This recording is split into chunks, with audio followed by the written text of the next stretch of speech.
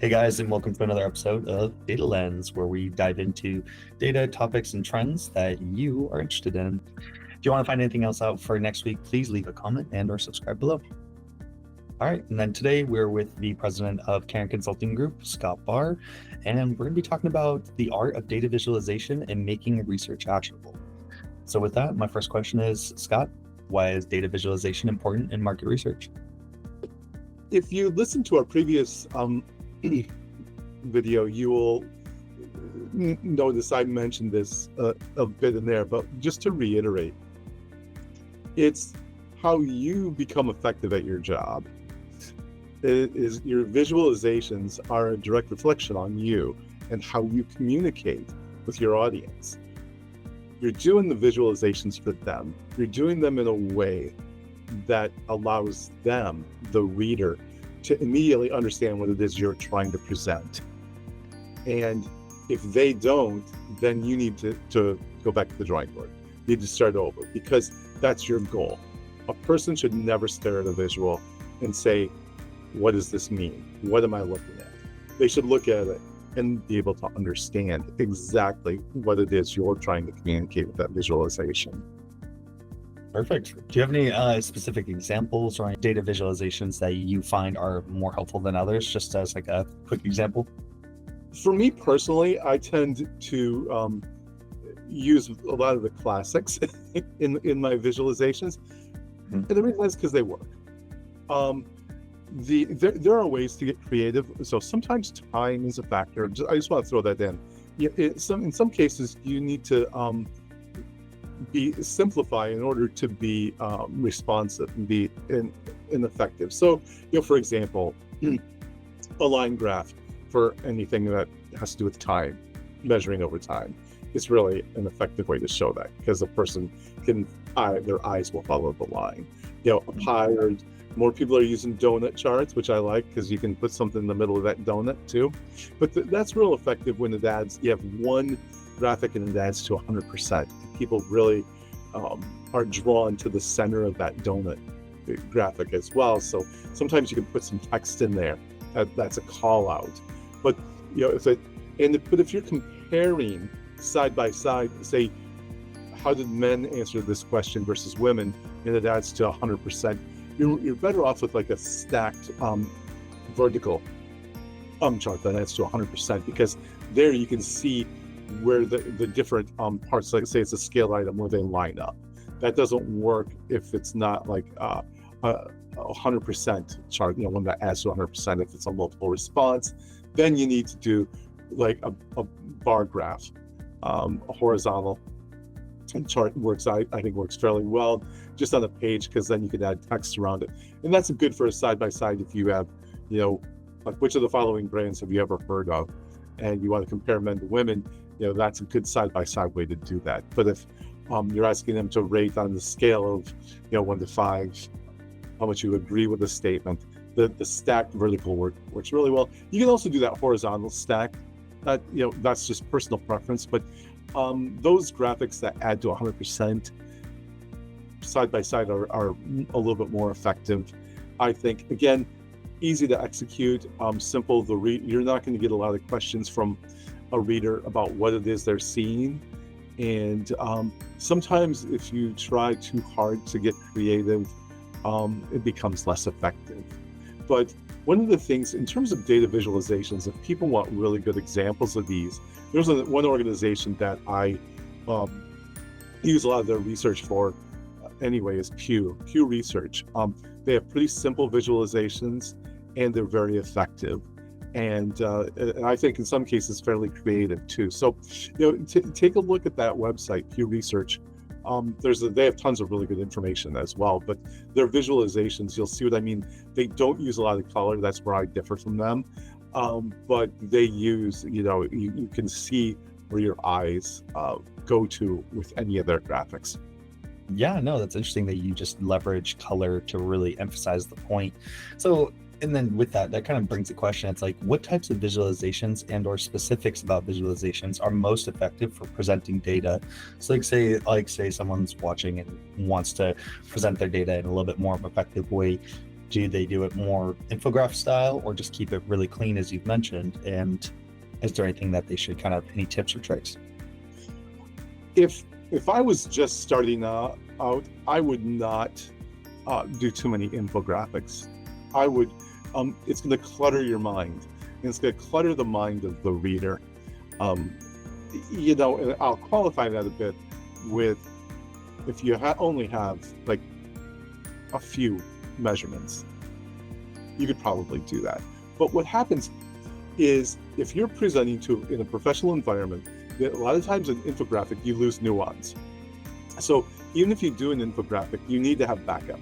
For example, someone can say 85% of the people like your brand. Well, what is that based on? It's probably based on a scaled item that says, I like it a lot to I don't like it at all. So what you lose is, where are those other 15% of the people falling?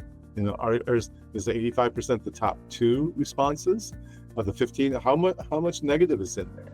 And sometimes people want to be able to see that.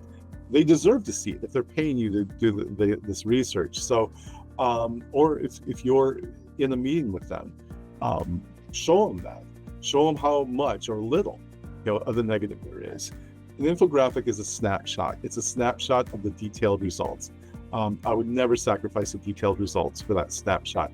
The snapshot is good to draw people in, to get their attention, so they'll ask you more questions about the detail. Gotcha. So kind of using like an infographic as the attention getting piece, and then the actual report is like, okay, let's dive into kind of the meat of it all, right? Correct. And again, I would opt for keeping things simple. Keep them simple at first. Maybe if you have time, allow yourself the opportunity to step back and revisit, and maybe you'll see a more effective way. Also share the information with other people that, within your organization. See what they think. Let them tell you whether or not it's effective, because and ask a lot of questions. Ask them, it's like, does this work? Do you understand it? Do you have any questions about it? And that's a great way. Get feedback from people that you trust, but keep it simple. Always, keep it simple. Allow yourself the space to do additional analysis by not spending all your time on visualizations, until you're at that point where you're good enough at it, you understand it, and you can create that, and you still have time to do the in-depth analysis. And then I guess a quick small follow-up too, because especially in the workplace environment, and having done quite a bit of graphics and marketing before, is there an easy or like recommended way to present, say, like that initial touch point? And so, like, say for example, like say you're trying to present, or you have a question about, say, a visualization, do you just take like a screenshot of like the specific data? Do you send it off as a PDF? Like, is there like kind of a rule of thumb when you're doing that initial kind of hook in to like really sell your point from a business perspective? I typically try to focus on just getting that that initial result to them in typically a graphic fitted through Excel or something like that. One of the basic graphing formats. Excel has the advantage too of being able to create nice looking tables, and they have their conditional formatting, which allows you to heat map. And that heat mapping, sometimes if you have a lot of pieces of information on a page, is a great way. Then you can take a screen, you can snip it, just snip the graphic, and then put that on a page, and so you have a really nice image, but you still have all the data in a spreadsheet, so you can do other things with it. You can create other graphics or whatever. But for example, sometimes I'll do kind of an overall result in a graphic, or bar chart or donut or something like that. But then the client will want to see, well, what are the results by age? What are the results by gender? What are the results by income? I can put those in a table and put it in Excel. And now you can put the table directly in like PowerPoint, but you can't heat map. But you can heat map in Excel. So you can now create that heat map in Excel, so that, again, where are their eyes going to go? Their eyes are going to go to the extremes in the color range, and they can easily detect where the differences are between the different categories, whether it's gender, income, age, they can immediately see that. So again, you have the ability to take something that's pretty busy, has a lot of information on it, and show it to them in a format, again, that you don't have to spend all day trying to create. Gotcha. Yeah, no, that's a great point, especially it's just, using tables, but making it still visual through the use of color. That's what it sounds Right. like. So. Again, Perfect. I'll go back to the example of Pew Research, and I'll do the other side of it, where they would take a table like that and they might create this graphic that has almost like little pins on it. But that one graphic, in many cases, is all they present. It's, they'll do a study and this one graphic will be all that they really put out publicly. The rest of their information will be in a tabular format that you can wade through if you want. So if you're just doing that one question, which people rarely do, it's something like that. But again, be efficient and effective. That's the goal here. And again, using that kind of using the heat mapping to snip your graphic, put it in a document, you can write about it, and it's easy to go back and make changes. Got it. So quick, clean, effective graphics. I like Yes. it. Cool. And then I guess the last question here is just how does Cairn Consulting, as a general rule, tailor visuals for reports for clients? Is it through dashboards, through reporting structures? How do you create a clean, nice, even package for someone to We leverage? typically, our software links directly with, say, PowerPoint. It also links directly with, Excel and Word as well. But we typically use PowerPoint for most of our reporting, just because, again, for the efficiency of it, you can create all your graphics, and our software creates a live link, so it's automatically updated. The other advantage of that is the data goes directly into the report. You're not copying and pasting. You're not altering it in any way. It's going direct. So I talk about things like having confidence in your results. You have that confidence because it's coming directly from the original data source into your report. And from there, what we do is we create templates for all the graphics, and we apply those. And we apply different fonts, color schemes, and so on, depends on the client. Sometimes the client will have their own report template that they want us to use. And so we will use their template, again, with their font structure, their primary colors, and try to integrate a client's colors, even if they don't have a template, into our graphics, because they like to see that.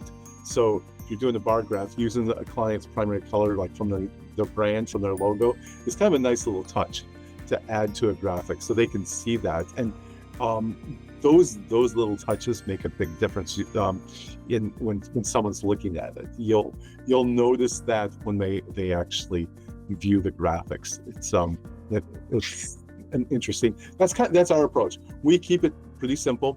We will do something more complex. We will do infographics if we feel like the situation warrants that. It depends on whether, in some cases, is the information public facing or not. For our organization, we do a lot that's public facing. So we may go back in and create an infographic, or we may create some different visualizations because it's going to go out publicly.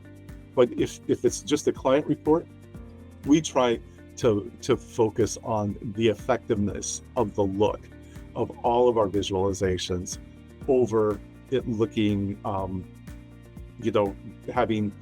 being super creative. And I don't want to downplay being creative. I love it when people can do creative visualizations. I really do. But if I'm advising someone, I'm going to tell you to take the more simple route. And I could also say that I have clients who will take the graphics we do, which again are fairly simple and straightforward, and they will do their own thing with the results.